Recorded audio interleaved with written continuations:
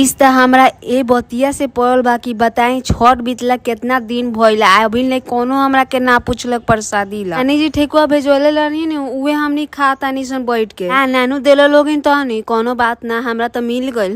भी इहे ठेकुआ हमनी के कितना दिन ले नाश्ता के काम करी। सर बिछाना बिछा देनी काहे कि जौन बिछाना छोड़ के गए सन ओपे हमनी के बदले चूहा सुतत रहसन। बिछावन के ही बाथरूम बना के रख दे रहसन बस पूरा करिया करिया हो गए है। ठेकुआ के साथ साथ नानी जी दहियो भेज रहली बहुत ज्यादा इतना घी वाला दही रहे नु कि हम पट्टे निकलनी है वही बेरा चिड़ा लेके तुरंते सान उन के खा लेनी। और देखा देखी सब गोरा लाइन बना के खाए लगल। बहुत दिन से लकड़ी या पाता हम बोरा में कस के रखले बानी कि धूप लागो खूब कर कराओ कि जब हमनी के जब ठंडा आई तो हमनी सेकेम सन। हम करी के पता रोपले रहनी नो वही जन अचानक से अपने आप उत्पन्न होए लगल साग। ऐसन मिराकल देखले बानी का जीवन में कबो। घरे के नियरे एगो ठेला लगावेला वही जन बेचेला पूरा सब्जी मिला के एकदम बड़ी लेखन